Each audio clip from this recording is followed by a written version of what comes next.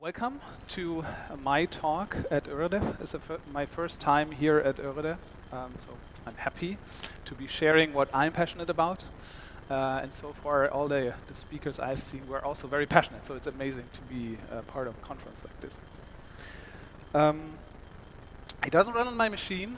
Integration testing cloud native systems. Let's see if that one works. It blinks blue. Okay. I tested it before. Okay. So maybe no. Keys don't work. That's amazing. What is going on? Ah, yeah. Okay. That's me. I'm Markus. You can follow me on Twitter at @coderbyheart, and I will post all the slides right at the end of the talk on my Twitter, so you can follow all the links and ask me questions about it.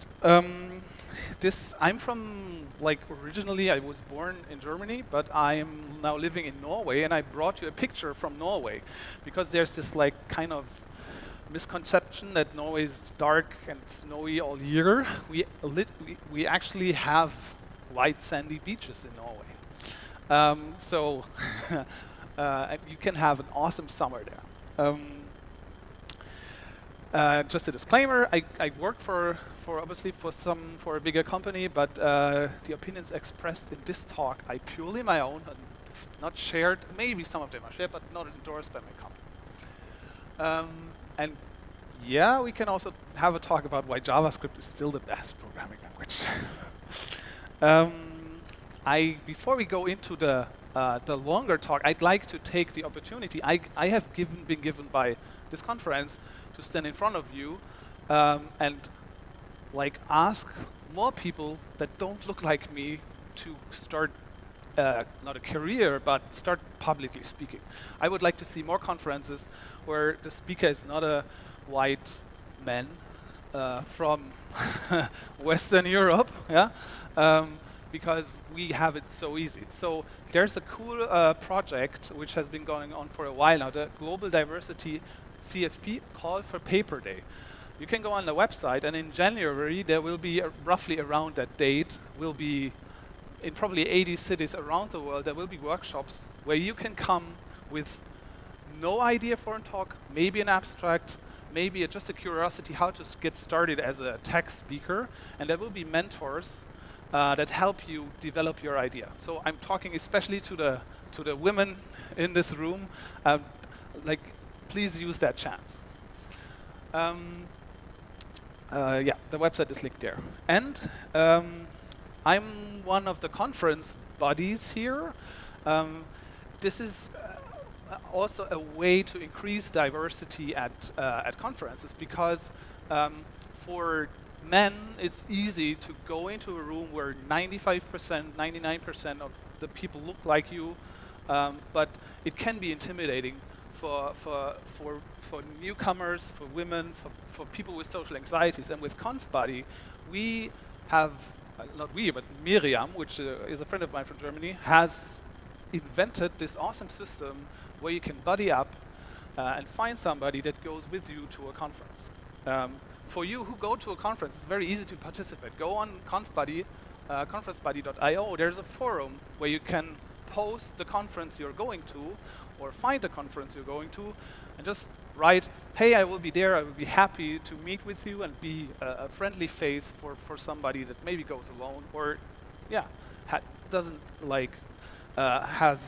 isn't intrinsically motivated to go to conferences. So enough for the advertisement. Let's see what we are gonna talk about today. I was working on a project which is cloud native. That means it purely runs on AWS. It uses components which are provided by AWS for us, which is amazing because I don't have to take care of servers. I don't have to care a lot about scalability. But with that comes a problem.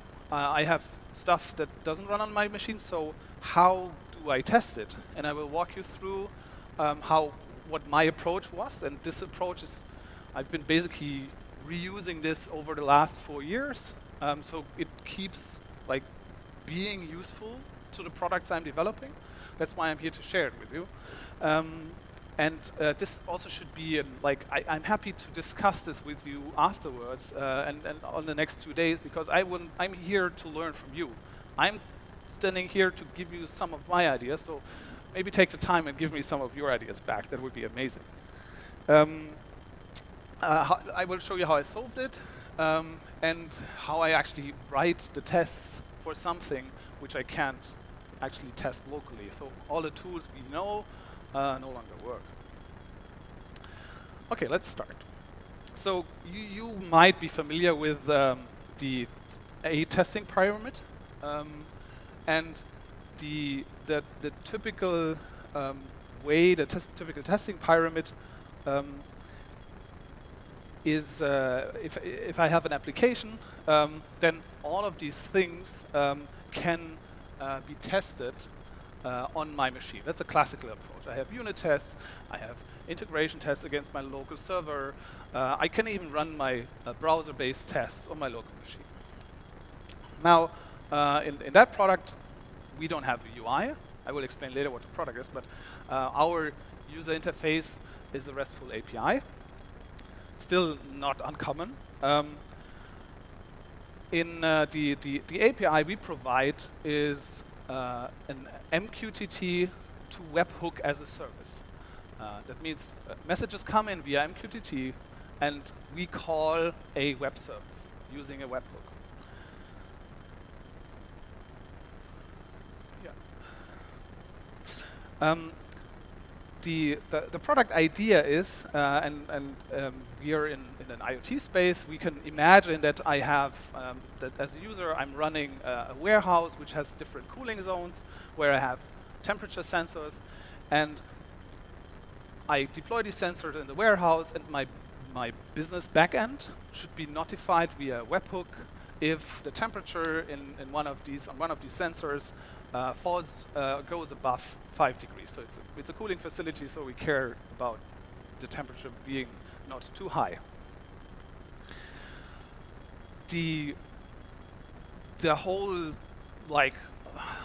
product, or the whole flow looks like this. I guess I have a pointer here. So we have a temperature sensor. This is a BLE Bluetooth device that has a sensor. It reads the temperature and then publishes the temperature reading using MQTT to our system, to our core. MQTT, for those of you who are not familiar with it, is a pub/sub protocol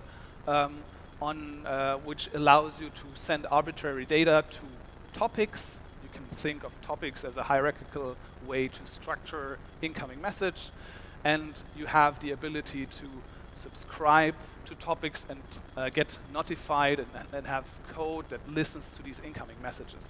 MQTT has become the de facto protocol for IoT solutions.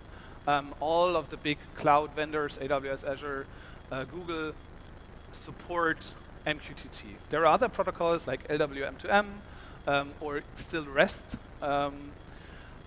which is combined with CoAP. You will also see them, but for us, we operate with devices who are powerful enough already to talk MQTT and use TLS and encrypt the traffic end to end. So once this temperature reading, which is too high, so we set 5 degrees, so this temperature reading, I should be notified about this temperature reading, will be sent to the customer's web server. So this thing is also outside of of the systems I maintain. This will be a JSON webhook. So we post a message there as JSON. And obviously, we also need a management interface where the user can define these rules and say, okay, I have temperature sensors, and this is the acceptable range. I should have an alert, and here's the URL of the user system which be called. So that sounds simple, but the actual components involved in setting this up are this. This is not simple systems, but these are all the systems we need. We have previously we saw the incoming message comes in from the devices to AWS IoT. AWS IoT calls Lambda functions because we have to decide whether the incoming message is actually should be notified or if we can ignore it. We actually don't ignore messages. All messages are stored in Elasticsearch for later querying them. We also, for the user who sets up the rules, we store stuff in DynamoDB. We have an API gateway for the REST API that the user UI uses. We use SNS as a notification system to call other lambdas based on if a rule matches. And then we have, let's call it secondary services we also require to set up this whole system. Route 53 for DNS, S3 for hosting the website. IAM is permission management where we configure which Lambda is able to write to which database. We use CloudFront to deliver the website, and the certificate manager is used to provide the SSL certificate for CloudFront. So already quite a nice collection, a zoo of mostly serverless services. And the only kind of not serverless service in that setup is Elasticsearch. There is, under the hood on AWS, you don't have a serverless, like in DynamoDB, variant of Elasticsearch. There are still instances you provision for your Elasticsearch domains. So, if I want to test this solution, this is what I can test with my, out of the box without effort, using my typical testing tools. I can run the code of the Lambda files in my local Node.js. AWS gives me a local DynamoDB, so they provide a binary I can download and start an instance of DynamoDB which has the same protocol, so I could run that locally. And Elasticsearch is an open source tool, so I can start my own Elasticsearch cluster locally. But, well, the rest is not testable on my machine. So all of these other services, there is no equivalent I can run on my machine provided by AWS. Yes, there is LocalStack. LocalStack is a collection of tools by Atlassian, which give you, they provide you something you can run locally, but it has differences.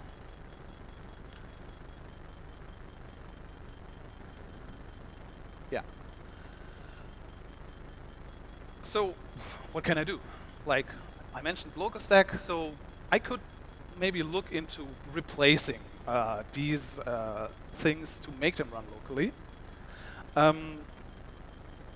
Let's see how far we go.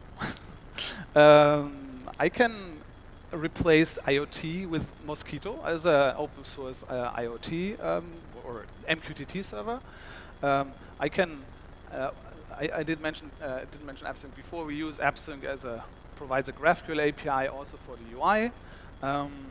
You can use Apollo server to provide a GraphQL API. API gateway, you can use Express in Node.js. Node.js, we have that running anyway for testing our lambdas. For SNS, I can use ZeroMQ. Logging facilities, that's my local, my syslog in Linux. And then most of the tools on the side, I don't really need them, or for testing, I have DNS servers, Nginx as a web server, and so forth.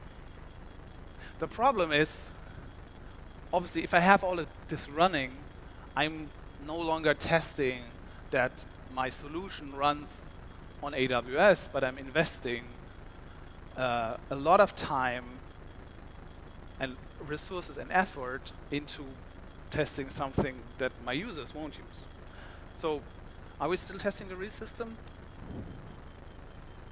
No.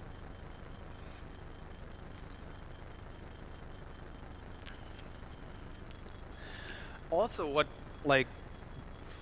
fell a little bit under fell a little bit off the table is that all these AWS services I use, they are just not like running in isolation. There's actually configuration, all these different relations between how does data flow from IoT to Lambda, how does data flow between these things is configuration. I need to tell AWS, hey, take this Lambda and enable it to like stream data to SNS.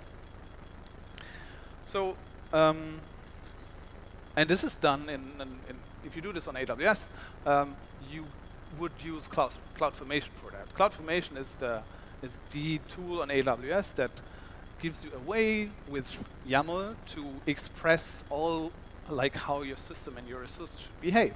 And for this product, it's 3,500 lines of YAML code, and the YAML basically tells AWS, hey, I have for notifying a Lambda about an incoming message, here's a topic rule which selects a message on a certain topic, and this is not like a simple take everything that's coming in, but I have multiple lines of code here already where I can make mistakes. I need to pick the right properties, I need to define the right topics, so this is not trivial. There can be mistakes, and this needs to be tested as well. And also, like, what to do with this message, which Lambda to call. So this is also not testable on my machine. There's no way to get these rules to run one-on-one on my machine with my replacements I find.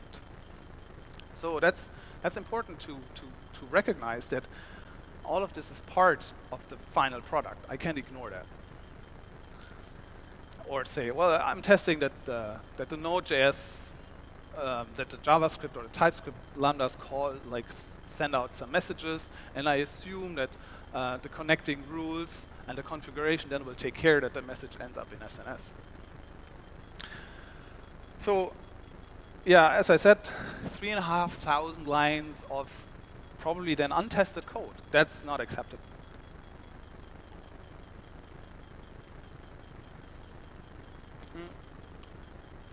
So how do we solve that? That it gets a little bit, that we improve this dire situation.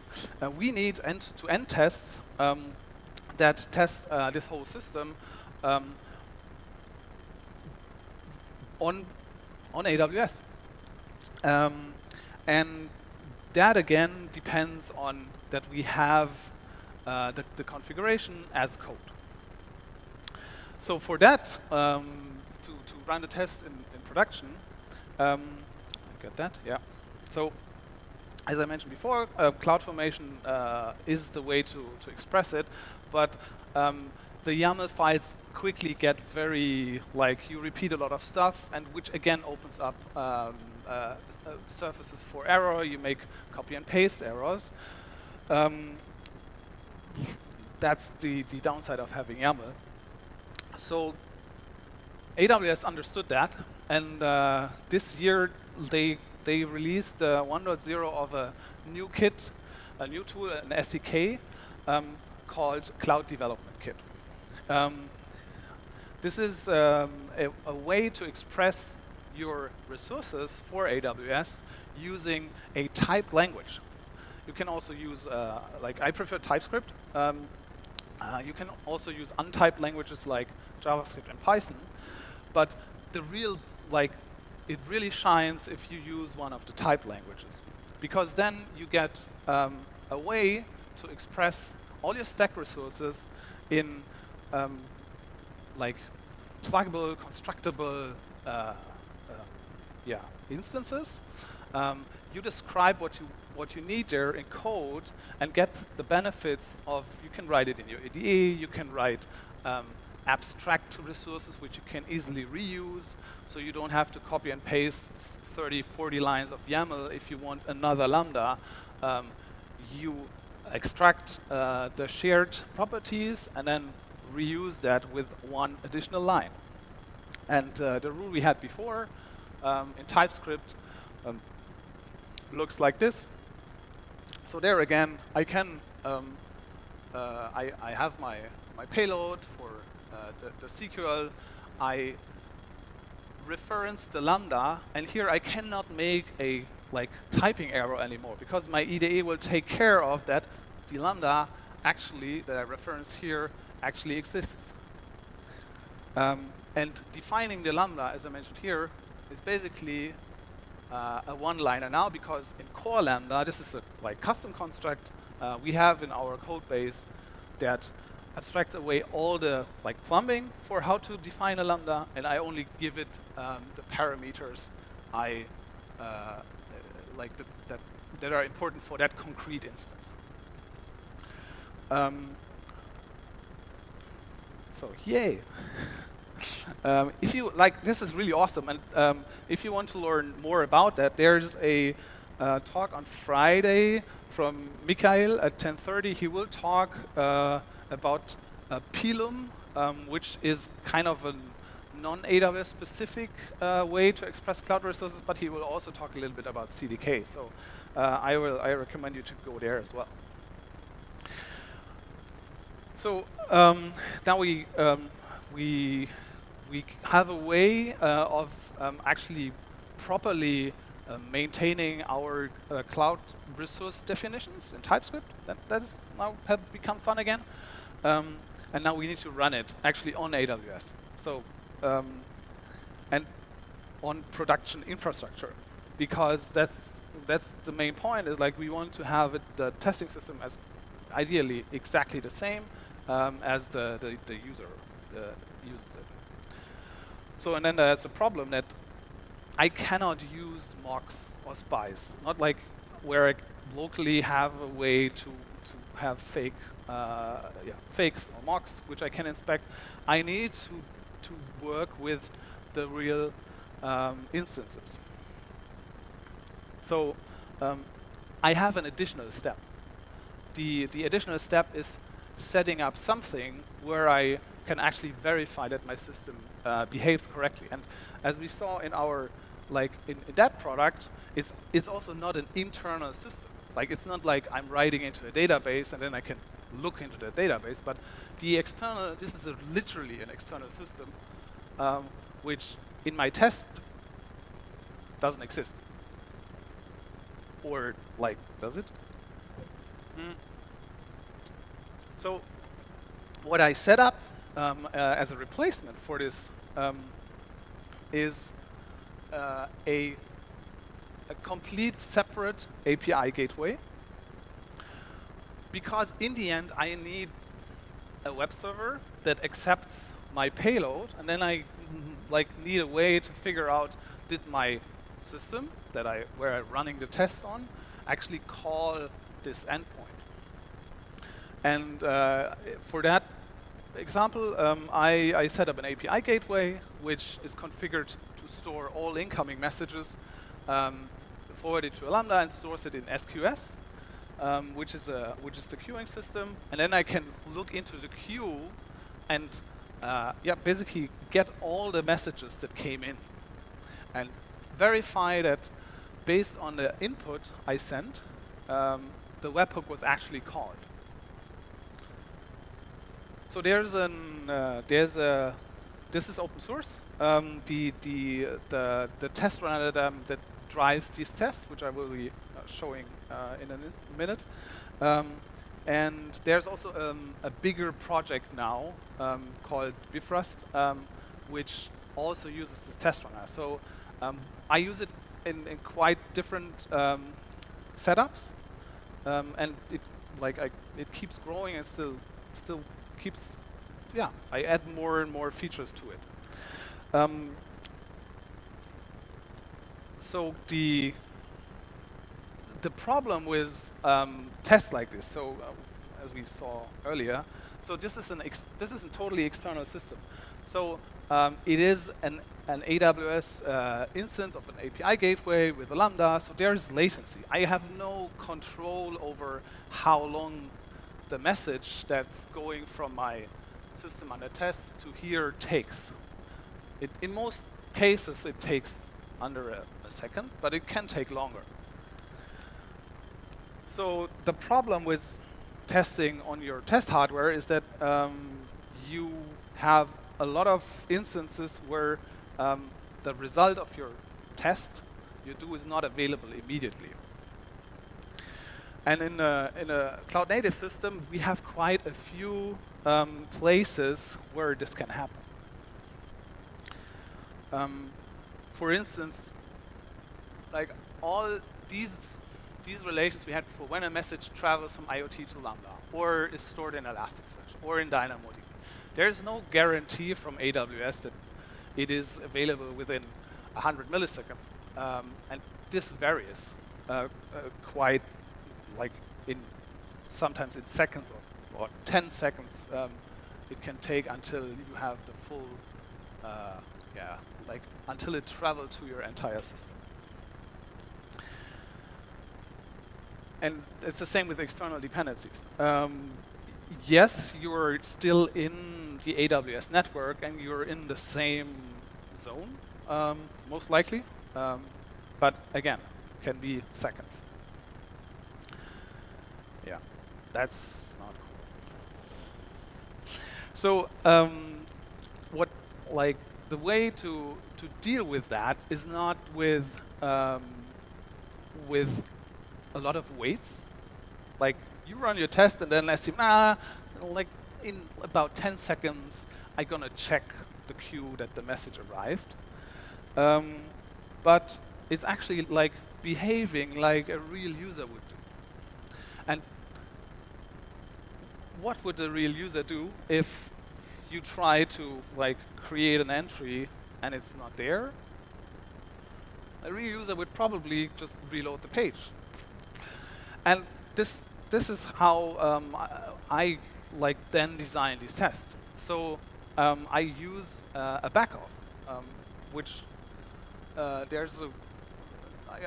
drew two, like the by the book backoff is using an exponential backoff, which means I run the test, then I do the check, and if the check fails, then I wait a second, then I do the test again. If it didn't work, I wait 2 seconds, 4 seconds, 8 seconds, until I reach a timeout. I personally do then like cut off the backoff at 5 seconds, so I do iterate every 5 seconds, and typically the normally my upper limit for a timeout is 30 seconds. In that system, we don't have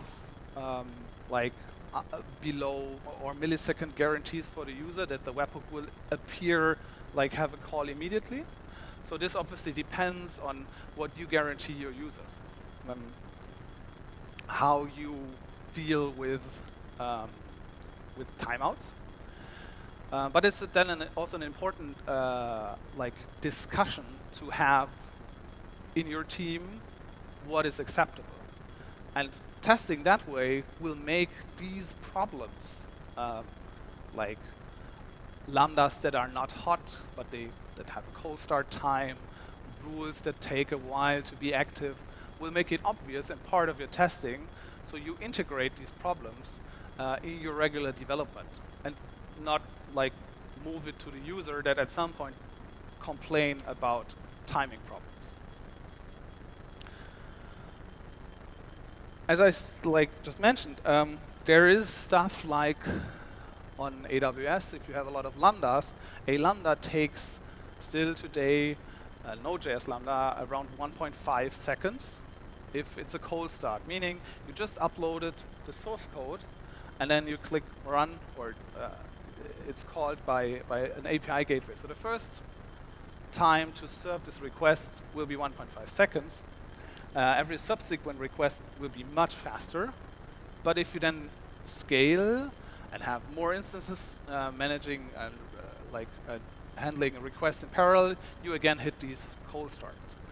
So, and especially, like, you typically don't have one Lambda, but you have an API gateway calling a Lambda, which then forwards it to a DynamoDB, and then you have a subscription on a Dynamo event that calls another Lambda.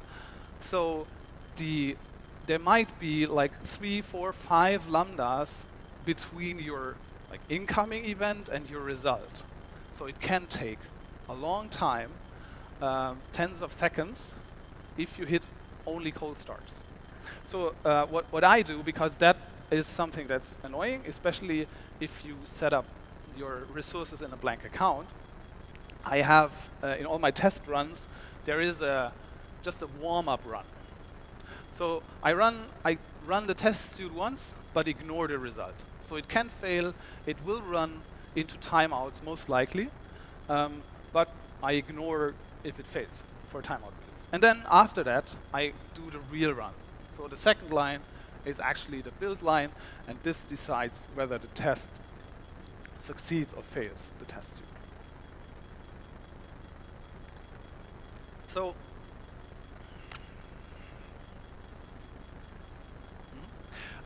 now we saw that I do run these tests, but how? So this obviously I can't use Jest. I can't run it locally, so I need something that drives these tests. And I'm a big fan of something that is not tied to the implementation. Unit tests have this issue that if you start refactoring stuff, you often run into this problem that a lot of your tests will fail, or you have to refactor your tests, or like if you make big architectural changes, this can create a lot of exactly require you to change or disable a lot of tests because you maybe write a new system that replaces them. So this is kind of dangerous because you lose the safety that the unit test provides you. So we want something that is as high level as possible. So I mentioned before, I love Gherkin as a language, Cucumber as a framework, which is a way of expressing tests in plain English and using that to drive your tests. And if we go back to our initial user story, which was notify me on a webhook if the temperature is above 5 degrees, then for that setup, then the literal feature file, the file where I write the test, which then drives the test runner, looks like this.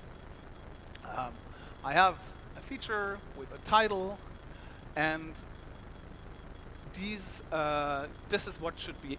This is the description of the feature. So I have a nice and easy to read comment in there, so I know what's going to happen in that feature. And this is how a scenario looks like that I write. So there's an important distinction to make. The school book idea of Gherkin is to use would be to actually have this as a feature, and under the hood then implement what it means to receive an alert or send a temperature. So I go a level lower on the API level.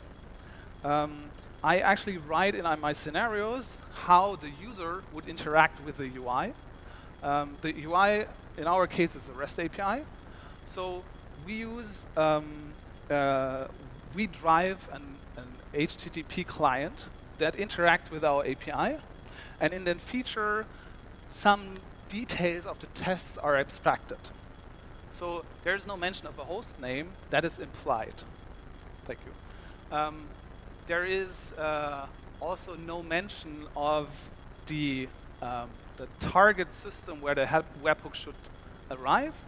This is also provided by the test runner. So we can have these scenarios that focus on what is going to happen, but don't care too much about the details.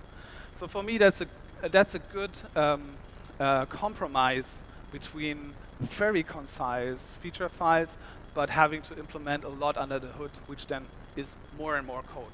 The implementation for an HTTP client runner is a few I think under 100 lines or 200 lines maybe, because we use these basic building blocks. I have methods, I have resources, I have payloads that I can send, and I can assert on HTTP statuses, I can assert on responses.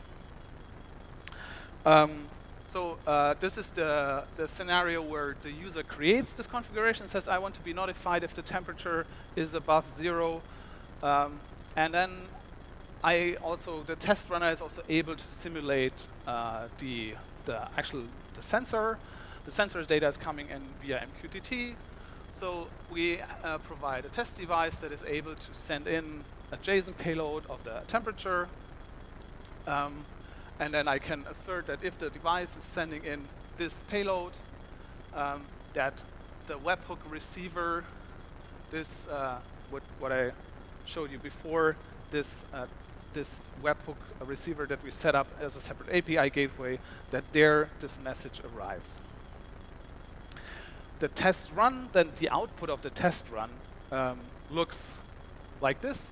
So we have a nice readable log of what's going on, where I can see, okay, which features succeeded, what was the actual data that's going to send, and here we see that when we print the result, we actually replace some of the variables or implied values. This thing is also open source. We have, I have implemented stuff for MQTT. There's an HTTP runner. There's now also a way to directly interact with the AWS SDK. So if you don't have an API gateway in front of your AWS resources, but directly talk to AWS resources, that is implemented in there.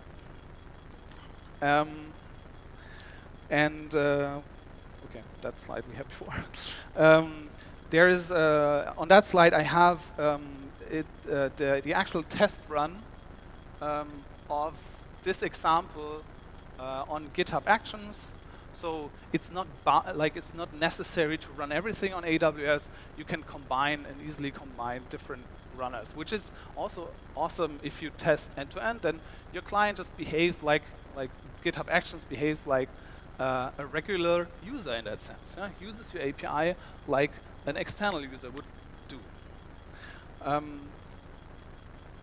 So to reiterate on the advantages of this way of writing tests is that it gives me a good high-level overview of my features that are working, and if I change something under the hood, I can change the complete implementation of the lambdas. I can switch to a different programming environment. I don't have to touch the files because the APIs should be stable.